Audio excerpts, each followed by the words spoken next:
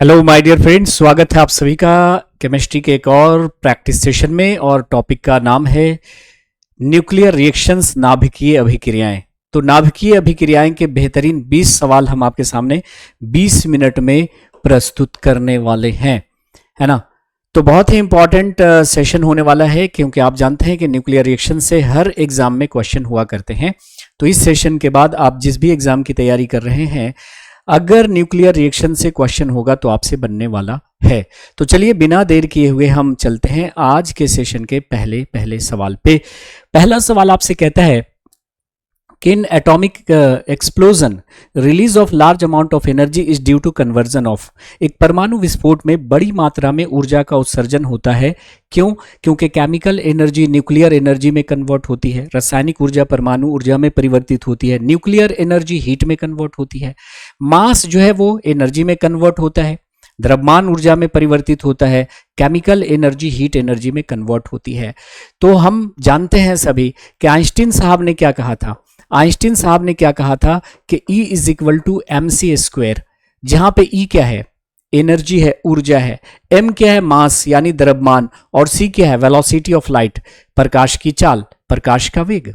तो इन्होंने कहा था कि मास को हम एनर्जी में यानी द्रव्यमान को ऊर्जा में या ऊर्जा को द्रव्यमान में हम इस इक्वेशन के द्वारा कन्वर्ट कर सकते हैं। इसको करके दिखाया किसने? इसको करके दिखाया किसने? तो भाई ऑटो हॉर्न और एफ स्ट्रासमैन ने। एक साइंटिस्ट थे जिसका नाम था ऑटो हॉर्न एंड एफ स्ट्रासमैन। ये दो साइंटिस्ट थे जिन्होंने फर्स्ट न्यूक्लियर फिजन रिएक्शन किया, प्रथम नाभिकीय विखंडन अभिक्रिया करी। उन्होंने क्या किया कि भाई यूरेनियम पर न्यूट्रॉन का अटैक करवाया। यूरेनियम पर न्यूट्रॉन का जब अटैक करवाया तो उन्होंने देखा कि यूरेनियम दो छोटे एटम में टूट गया, बेरियम में और क्रिप्टन में, और 3 न्यूट्रॉन भी निकले और काफी अधिक मात्रा में ऊर्जा भी निकली। तो law of conservation of mass क्या कहता है? द्रव्यमान संरक्षण का सिद्धांत क्या कहता है कि प्रतिक्रिया के पहले कुल द्रव्यमान, total mass before reaction, should be equal to total mass after reaction. प्रतिक्रिया के पहले का द्रव्यमान बराबर होना चाहिए था प्रतिक्रिया के बाद के द्रव्यमान का। मतलब यूरेनियम और न्यूट्रॉन के द्रव्यमान को हम ऐड करें तो इन सभी के द्रव्यमान के बराबर हो जाना चाहिए था, मास के बराबर होना चाहिए था। लेकिन देखा जा रहा था कि भाई कुछ मास में कमी आ गई है, यही मास एनर्जी में कन्वर्ट हुआ था। तो कोई भी एटॉमिक रिएक्शन होता है, न्यूक्लियर रिएक्शन होता है, तो उसमें जो एनर्जी रिलीज होती है, एनर्जी रिलीज होने का कारण है द्रव्यमान का ऊर्जा में परिवर्तन। तो यहां पे मास into energy should be the right option. Option number हमारा सी हो गया। अगले सवाल पे हम लोग चलते हैं। Which one of the following is not needed in nuclear reactor? Nuclear reactor में किसकी आवश्यकता नहीं होती? तो न्यूक्लियर रिएक्टर में किसकी आवश्यकता नहीं होती? मॉडरेटर यानी मंदक की, कूलेंट यानी शीतलक की, एक्सीलरेटर यानी त्वरक की, कंट्रोल डिवाइस यानी नियंत्रण उपकरण की। तो आपने पढ़ा है न्यूक्लियर रिएक्टर, काफी गहरे अंदाज में मैंने आपको पढ़ाया है कि न्यूक्लियर रिएक्टर में मॉडरेटर चाहिए होता है, कूलेंट चाहिए होता है, कंट्रोल रॉड चाहिए होता है, लेकिन एक्सीलरेटर नाम की कोई भी चीज न्यूक्लियर रिएक्टर में नहीं होती। सो राइट आंसर हमारा हो गया ऑप्शन नंबर सी, यानी कि त्वरक। अगले सवाल पे हम लोग चलेंगे। कंसीडर द फॉलोइंग स्टेटमेंट्स, निम्नलिखित कथनों पर विचार करिए। और विचार करने के बाद आपको क्या करना है कि भाई इसमें से जो सही है वो आपको बताना है कि इनमें से सही क्या है, करेक्ट क्या है। बोलता है कि the chain reaction process is used in nuclear bomb, है ना। परमाणु बॉम्ब में चेन रिएक्शन होता है to release vast amount of energy, है ना। आप जानते हैं कि जब बॉम्ब, एटॉम बॉम्ब या न्यूक्लियर बॉम्ब रिलीज होता है तो काफी अधिक मात्रा में ऊर्जा मुक्त होती है और इसमें चेन रिएक्शन यूज होता है। लेकिन न्यूक्लियर रिएक्टर में कोई चेन रिएक्शन नहीं होता। सही के गलत? तो चाहे वो एटम बॉम्ब हो, चाहे वो न्यूक्लियर रिएक्टर हो, दोनों में ही न्यूक्लियर फिजन रिएक्शन होता है। न्यूक्लियर फिजन चेन रिएक्शन, नाभिकीय विखंडन श्रृंखला अभिक्रिया। लेकिन एटम बॉम्ब में अनकंट्रोल्ड और न्यूक्लियर रिएक्टर में कंट्रोल्ड, यानी न्यूक्लियर फिजन रिएक्शन को हमने कंट्रोल कर लिया तो क्या बन गया? न्यूक्लियर रिएक्टर बन गया, और तबाही मचाने के लिए छोड़ दिया तो एटम बॉम्ब हो गया। तो ये वाला स्टेटमेंट हमारा गलत हो गया। है ना। क्या बोल रहा है कि नाभिकीय बमों में अत्यधिक मात्रा में ऊर्जा निकालने के लिए श्रृंखला अभिक्रिया प्रक्रम का प्रयोग होता है, परंतु नाभिकीय रिएक्टरों में कोई श्रृंखला अभिक्रिया नहीं होती, दोनों में चेन रिएक्शन होता है, एक में कंट्रोल्ड दूसरे में अनकंट्रोल्ड, ये फर्क है बस। ठीक है। नाउ इन न्यूक्लियर रिएक्टर, परमाणु भट्ठी में रिएक्शन इज कंट्रोल्ड, सही है, परमाणु भट्ठी में रिएक्शन कंट्रोल होता है, लेकिन न्यूक्लियर बॉम्ब में रिएक्शन क्या होता है, अनकंट्रोल्ड होता है। एकदम सही स्टेटमेंट है, तो एक स्टेटमेंट तो हमारा सही हो गया। नाउ तीसरे को चेक करते हैं। In a nuclear reactor all operating reactors are critical.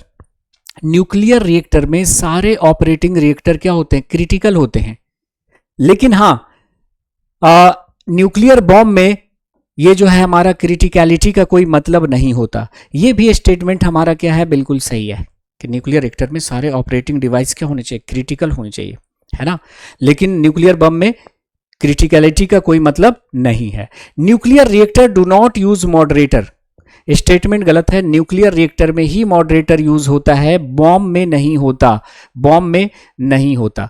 तो हमारा दूसरा और तीसरा जो है वो स्टेटमेंट सही हो गया। Option number B should be the right option. ठीक है, चलिए आगे बढ़ते हैं, आगे बढ़ते हैं।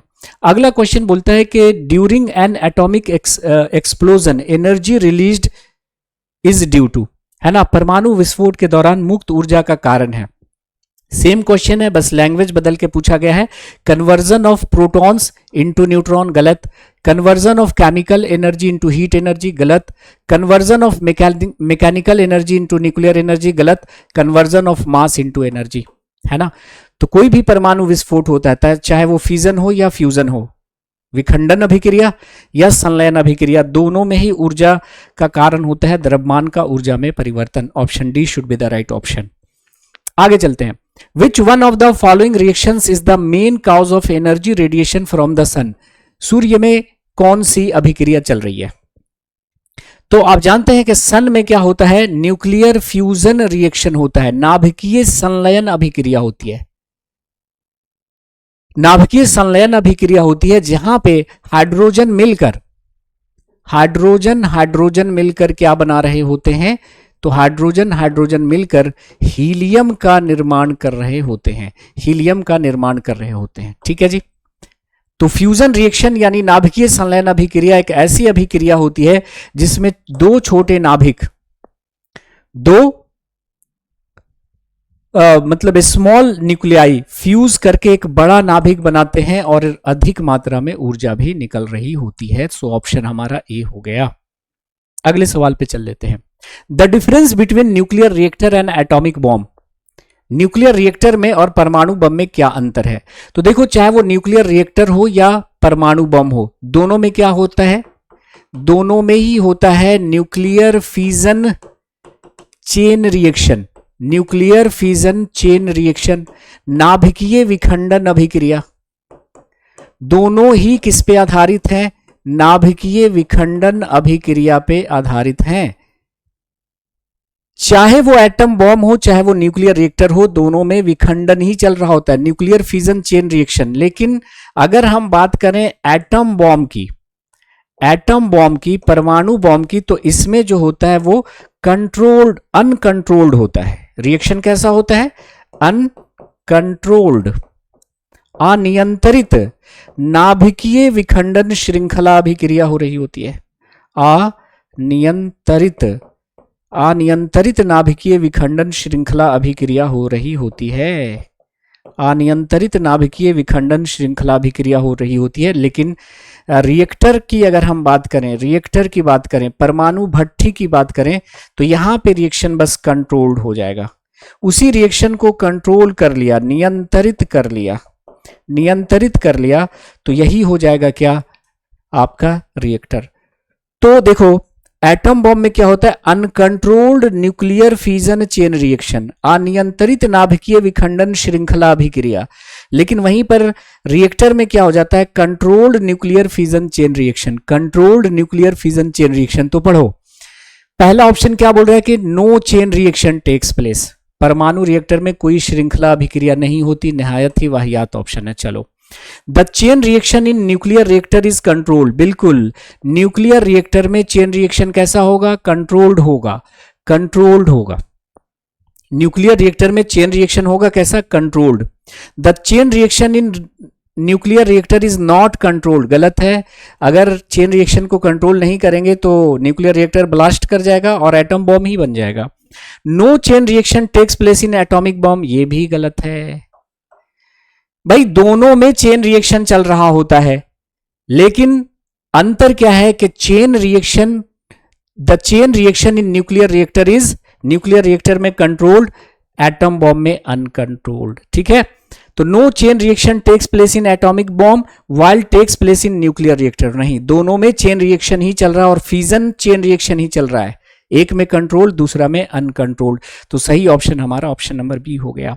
Now the commonly used material for shielding, shielding जिसको हम परिरक्षक के नाम से जानते हैं, शील्डिंग जिसको परिरक्षक के नाम से जानते हैं। शील्डिंग क्या होती है कि न्यूक्लियर रिएक्टर को स्टील, कंक्रीट और लेड की दीवारों से घेरा जाता है। किसकी दीवारों से घेरा जाता है, स्टील, कंक्रीट एवं लेड की दीवारों से घेरा जाता है, ताकि रेडिएशन का प्रभाव आसपास के लोगों को, जंतुओं को, पेड़ पौधों को ना पड़े, वहां पे जो काम कर रहे हैं लोग उसको ना पड़े। सो आपने देखा होगा कि न्यूक्लियर रिएक्टर में काम करने वाले लोगों को लेड का एप्रॉन दिया जाता है, क्योंकि लेड का जो एप्रॉन होता है, लेड आप जानते हैं कि रेडिएशन को एब्जॉर्ब करने की क्षमता रखता है। तो बताइए लेड और कंक्रीट, पहला ही ऑप्शन हमारा क्या हो गया, सही हो गया। ग्रेफाइट कैडमियम नहीं, गैल्वेनाइज्ड शीट नहीं, ब्लैक कार्बन पेपर नहीं, ऑप्शन नंबर ए हमारा सही हो गया। Now who invented the hydrogen bomb, hydrogen bomb की खोज किसने करी थी? ऑप्शन है J Robert Oppenheimer, Edward Jenner, Samuel Cohen, Edward Teller. तो आप जानते हैं कि हाइड्रोजन बॉम्ब की खोज किसने करी थी, एडवर्ड टेलर साहब ने करी थी। लेकिन अगर हम बात करें ओपेनहाइमर की, तो इन्होंने एटम बॉम्ब को खोजा था, एटम बॉम्ब है ना, परमाणु बम का आविष्कार इन्होंने ही किया था, इसलिए जे रॉबर्ट ओपेनहाइमर को बोला जाता है father of atomic bomb, father of atomic bomb, है ना, परमाणु बम का जनक बोला जाता है। एडवर्ड जेनर के बारे में आपने पढ़ा ही है कि इन्होंने पहला वैक्सीन तैयार किया था चेचक के लिए, फर्स्ट वैक्सीन तैयार किया था चेचक के लिए, किसने, एडवर्ड जेनर ने। तो भाई पहला जो हाइड्रोजन बॉम्ब बनाने वाले थे वो थे एडवर्ड टेलर, और ये हैं आपके ओपेनहाइमर साहब, ये हैं आपके ओपेनहाइमर साहब जिन्होंने परमाणु बम विकसित किया था। आगे चलते हैं, moderator in the nuclear plant is used as, nuclear power plant में मॉडरेटर का इस्तेमाल, मंदक का इस्तेमाल क्यों करते हैं, मॉडरेटर यानी मंदक का इस्तेमाल क्यों करते हैं? तो देखिए परमाणु भट्ठी में मॉडरेटर का इस्तेमाल किया जाता है न्यूट्रॉनों की गति को कम करने के लिए, और मॉडरेटर के रूप में हम लोग किसका यूज करते हैं, मॉडरेटर के तौर पे हम लोग किसका यूज करते हैं? तो उत्तर है आपका heavy water and graphite, heavy water यानी भारी जल एवं किसका, ग्रेफाइट का यूज करते हैं, ग्रेफाइट का यूज करते हैं, है ना। तो मॉडरेटर का काम क्या होता है, न्यूट्रॉनों की गति को कम करना, ताकि न्यूट्रॉनों को पकड़ा जा सके और हम अपनी मर्जी से न्यूट्रॉन भेजें, रिएक्शन हो और वो एनर्जी निकले और उस एनर्जी को हम इस तरह के कामों में इस्तेमाल कर सकें, है ना। तो रिड्यूस टेम्परेचर बिल्कुल नहीं, extract heat from the nuclear reactor, nuclear reactor से हीट को निकालने के लिए, कंट्रोल द रिएक्शन, रिएक्शन को कंट्रोल करने के लिए, cause collision with the fast moving neutron to reduce their speed. हाँ, हम मॉडरेटर का इस्तेमाल क्यों करते हैं, ताकि उससे न्यूट्रॉन टकराए और उसकी स्पीड कम हो और एक्स्ट्रा न्यूट्रॉन को हम पकड़ लें, एक्स्ट्रा न्यूट्रॉन को हम पकड़ लें। तो ऑप्शन डी हमारा क्या हो गया, सही हो गया। ऑप्शन ई में है moderate the radio active pollution, बिल्कुल नहीं, रेडियोधर्मी प्रदूषण को मॉडरेट करने के लिए बिल्कुल नहीं। तो हमारा डी सही उत्तर हो गया कि तेज गति से चलने वाले न्यूट्रॉनों के साथ टकरा कर उसकी गति को कम करना। ठीक है, ये हमारा काम होता है मॉडरेटर का, और मॉडरेटर के रूप में हम हेवी वाटर यानी ड्यूटेरियम के ऑक्साइड का इस्तेमाल करते हैं, D2O को हम क्या बोलते हैं, हेवी वाटर कहते हैं। Now the difference between the nuclear reactor and atomic bomb is, atomic bomb और न्यूक्लियर रिएक्टर में अभी आपने देखा था दोनों में क्या अंतर था, है ना, कि भाई the chain reaction nuclear reactor is controlled. Nuclear reactor में चेन रिएक्शन कैसा होता है? कंट्रोल होता है। और एटम बॉम्ब में चेन रिएक्शन क्या हो जाता है? अनकंट्रोल्ड हो जाता है। Now the inexhaustible source of energy of the star is due to. तो सूर्य और तारों में ऊर्जा का कारण क्या होता है? सूर्य और तारों में ऊर्जा का जो कारण होता है वो होता है आपका न्यूक्लियर फ्यूजन रिएक्शन, है ना, न्यूक्लियर फ्यूजन रिएक्शन।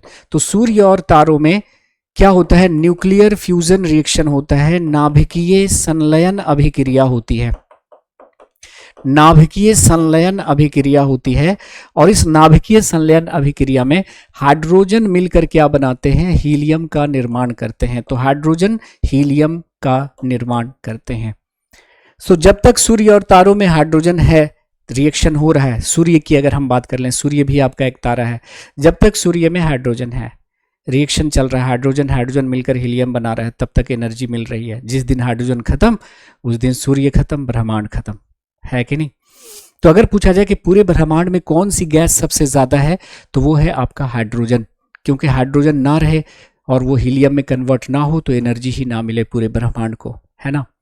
चलिए अगले सवाल पे चलते हैं। If by mistake some radio active substances gets into human body, है ना, इनमें से सबसे ज्यादा नुकसान किसकी वजह से होगा?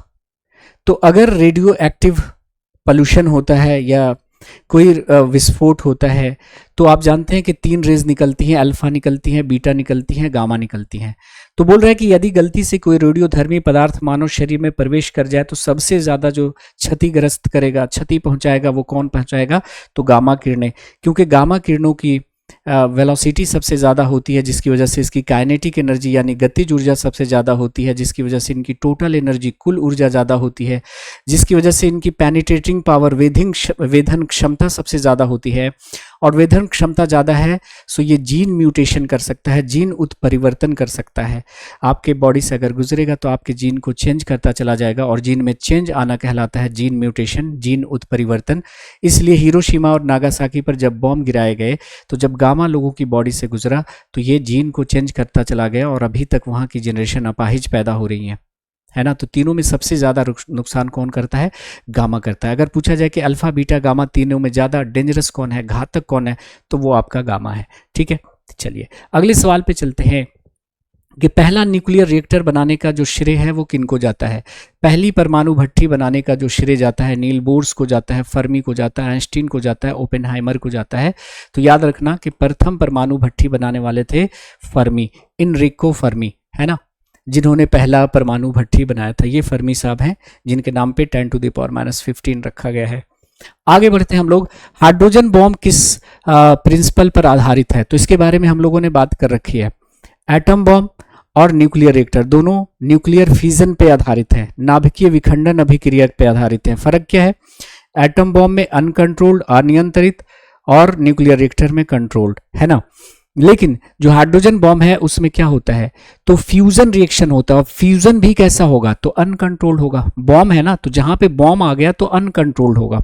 तो हाइड्रोजन बॉम्ब में अनकंट्रोल्ड फ्यूजन रिएक्शन होगा, अनियंत्रित नाभिकीय संलयन अभिक्रिया होगी, अनियंत्रित नाभिकीय संलयन अभिक्रिया होगी। अगर कंट्रोल्ड फ्यूजन रिएक्शन की बात करते हैं तो ये न्यूक्लियर रिएक्टर में होगा। न्यूक्लियर रिएक्टर में क्या होता है? न्यूक्लियर रिएक्टर परमाणु भट्ठी, परमाणु भट्ठी में कैसा रिएक्शन होगा? Controlled fusion chain reaction. और एटम बॉम्ब में कैसा होगा? एटम बॉम्ब की अगर हम बात करें, एटम बॉम्ब, परमाणु बम, तो दोनों में देखिए फ्यूजन हो रहा है, फ्यूजन चेन रिएक्शन, है ना, विखंडन श्रृंखला अभिक्रिया। लेकिन एक में क्या है? कंट्रोल्ड, और दूसरे में क्या है? अनकंट्रोल्ड। लेकिन अगर हम हाइड्रोजन बॉम्ब की बात करेंगे तो हाइड्रोजन बॉम्ब में अनकंट्रोल्ड फ्यूजन चेन रिएक्शन चल रहा होता है। ठीक है, चलिए अगले सवाल पे हम चलते हैं। Which statement is not associated with nuclear fusion, है ना। क्या बोल रहा है कि कौन सा कथन परमाणु विखंडन से संबंधित नहीं है? परमाणु विखंडन से संबंधित नहीं है। Neutron induced nuclear reaction. नाभिकीय विखंडन में पहले हम न्यूट्रॉन का अटैक करवाते हैं तब रिएक्शन चालू होता है।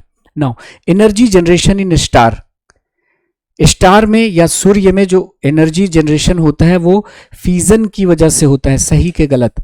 तो आप कहेगा सर ये तो बिल्कुल गलत है कि जो सन है, स्टार है, उनमें एक ऐसा रिएक्शन होता है, न्यूक्लियर फ्यूजन रिएक्शन होता है, नाभिकीय संलयन अभिक्रिया होती है, नाभिकीय संलयन अभिक्रिया होती है। तो यही हमारा गलत हो गया। उसके बाद और देख लेते हैं, source of energy in nuclear reactor that produce electricity, है ना। Source of energy in nuclear reactor that produces electricity, बिल्कुल न्यूक्लियर रिएक्टर में जो एनर्जी है उससे हम क्या प्राप्त करते हैं, इलेक्ट्रिसिटी वगैरह बनाते हैं। तो ये तो बिल्कुल सही हो गया। Enormous energy is released in atom bomb, atom bomb जब विस्फोट होता है तो एकदम जबरदस्त ऊर्जा, भारी मात्रा में ऊर्जा निकलती है। तो पूछ रहा था कि भाई कौन न्यूक्लियर फ्यूजन से संबंधित नहीं है, तो nuclear fusion neutron induce reaction होता है, न्यूट्रॉन का जब अटैक करवाएंगे तब ये रिएक्शन चालू होगा, ये ठीक है ना। न्यूक्लियर रिएक्टर से जो ऊर्जा मिलती है उससे इलेक्ट्रिसिटी प्रोड्यूस करते हैं, और काफी अधिक मात्रा में ऊर्जा जो एटम बॉम्ब में निकल रही है वो फ्यूजन की वजह से ही होती है। बच गया हमारा ऑप्शन नंबर बी। आगे चलते हैं। Consider the following statements about nuclear fusion reactor. Nuclear fusion reactor के बारे में, फ्यूजन है देखो यहाँ पे, न्यूक्लियर फ्यूजन रिएक्शन पर आधारित है हमारा atom bomb, sorry hydrogen bomb. किस पे आधारित है, फ्यूजन पे। और सूर्य और तारों में कौन सी रिएक्शन हो रही है, फ्यूजन रिएक्शन हो रही है। तो बोलता है कि consider following statement about nuclear fusion, और उसके बाद आपको देखना है कि कौन सा करेक्ट है इसमें। बोलता है they work on the principle of fusion of heavy nuclei. तो जब फ्यूजन हो रहा है तो फ्यूजन तो होगा ही नहीं, तो पहला स्टेटमेंट तो गलत हो गया, है ना। तो ये भारी नाभिकों के विखंडन के सिद्धांत पे आधारित है, गलत। Now they usually have tokamak design, बिल्कुल जिस रिएक्टर में न्यूक्लियर फ्यूजन रिएक्शन होते हैं उसको बोला जाता है टोकामैक डिजाइन, है ना। तो फ्यूजन रिएक्टर जो होते हैं जिसमें फ्यूजन यानी संलयन अभिक्रिया बोली जाती है उसको हम टोकामैक डिजाइन कहते हैं। ये बिल्कुल आपका सही हो गया, है ना। Now they operate at very high temperature, बिल्कुल आप जानते हैं कि nuclear fusion reaction low temperature पे नहीं होता, हाई टेम्परेचर पे होता है फ्यूजन रिएक्शन। जैसे आप देखो यहाँ पे भी हाइड्रोजन है लेकिन हाइड्रोजन मिलकर हीलियम नहीं बन रहा है ना। लेकिन सूर्य और तारों में हाई टेम्परेचर और हाई प्रेशर होने के कारण हाइड्रोजन कंबाइन होकर हीलियम बना रहा है। तो दूसरा और तीसरा जो है आपका जो है वो सही हो गया। तो ऑप्शन नंबर सी हमारा जो है वो सही उत्तर हो गया। नाउ कार्बन और graphite rod are used in atomic reactor as moderator for sustained nuclear chain reaction through nuclear fusion process. In this process, परमाणु भट्टी में या रिएक्टर में कार्बन या ग्रेफाइट की छड़ों का इस्तेमाल हम विखंडन अभिक्रिया के माध्यम से निरंतर परमाणु श्रृंखला प्रक्रिया के मध्यस्थ रूप में प्रयोग किया जाता है। मतलब आप जानते हैं कि रिएक्शन को कंट्रोल करने के लिए, परमाणु भट्टी में रिएक्शन को कंट्रोल करने के लिए हम दो चीज यूज करते हैं। एक होता है मॉडरेटर। मॉडरेटर का काम क्या होता है कि न्यूट्रॉनों की गति को कम करना, और कंट्रोल रॉड जो न्यूट्रॉन को पकड़ लेगा, एक्स्ट्रा न्यूट्रॉन को पकड़ लेगा, है ना। क्योंकि न्यूट्रॉन ही जाते हैं यूरेनियम पर अटैक करते हैं, उससे फिर 3 न्यूट्रॉन निकल जाएगा, उससे आगे 3 न्यूट्रॉन निकल जाएगा, ठीक है। तो मॉडरेटर के तौर पे हम किसका इस्तेमाल करते हैं, ग्रेफाइट का और भारी जल का। तो इसका काम क्या होता है कि भाई ये जो आपका ग्रेफाइट रॉड का इस्तेमाल किया जाता है वो क्यों करते हैं, the neutrons are made fast, न्यूट्रॉनों की गति को बढ़ाने के लिए, द प्रोटॉन की गति को फास्ट करने के लिए, न्यूट्रॉन की गति को स्लो करने के लिए, है ना। तो आप जानते हैं कि न्यूक्लियर रिएक्टर में मॉडरेटर के तौर पे, मंदक के तौर पे हम लोग किसका इस्तेमाल करते हैं, ग्रेफाइट का और किसका, भारी जल का। और इसका काम क्या होता है, न्यूट्रॉनों की गति को क्या करना, कम करना। तो न्यूट्रॉन इससे टकरा कर न्यूट्रॉन की गति कम हो जाती है और कंट्रोल रॉड से हम उसको पकड़ लेते हैं, है ना। तो ऑप्शन नंबर हमारा सी सही हो गया, ठीक है। प्रोटॉन से तो मतलब नहीं है। In a nuclear reactor what is used to control the rate of nuclear fusion, है ना। परमाणु भट्टी में परमाणु विखंडन की दर को नियंत्रित करने के लिए किसका इस्तेमाल किया जाता है, मॉडरेटर का, कूलेंट का, कंट्रोल रॉड का, फ्यूल रॉड का, बताइए। परमाणु रिएक्टर में परमाणु विखंडन की दर को कम करने के लिए किसका इस्तेमाल किया जाता है। तो देखिए मॉडरेटर का काम क्या होता है, मॉडरेटर का काम होता है न्यूट्रॉनों की गति को कम करना, और कंट्रोल रॉड का काम क्या होता है, एक्स्ट्रा न्यूट्रॉन को पकड़ लेना। अब जब न्यूट्रॉन क्या होगा,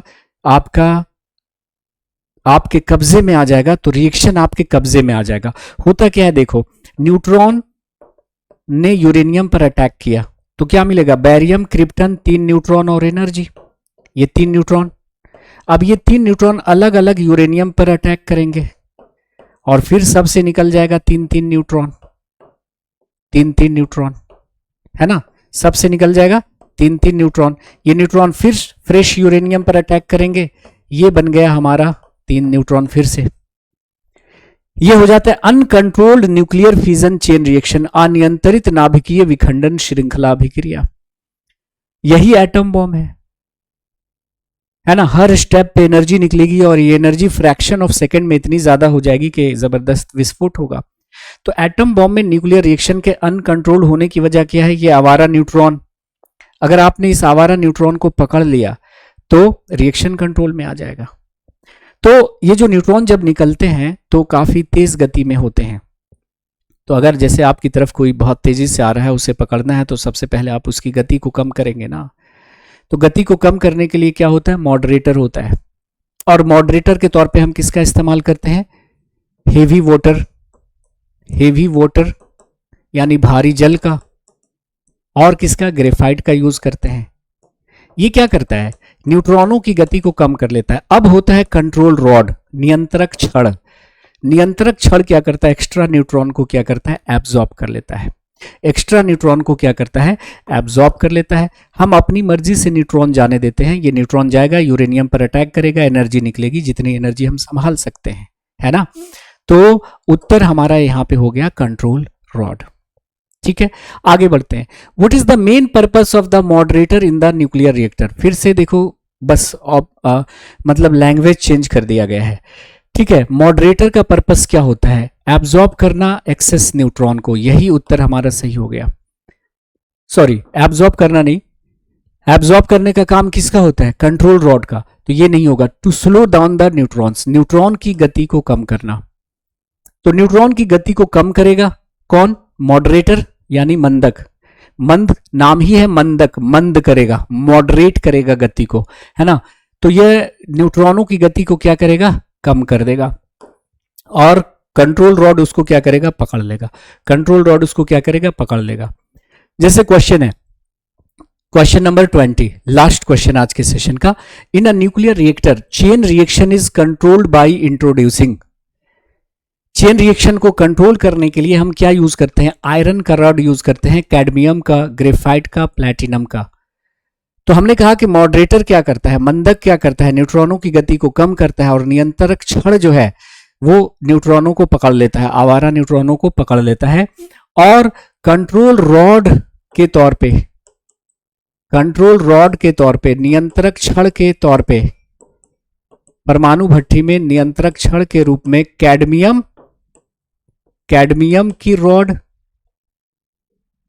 और बोरॉन की रॉड का इस्तेमाल किया जाता है ना। बोरॉन की रॉड का इस्तेमाल किया जाता है। तो परमाणु भट्ठी में नियंत्रक के तौर पे कैडमियम की छड़, कैडमियम की छड़ एवं बोरॉन की छड़ का इस्तेमाल किया जाता है। बोरॉन की छड़ का इस्तेमाल किया जाता है। तो यहां पे कैडमियम है, लेकिन बोरॉन की छड़ का भी इस्तेमाल किया जाता है ना।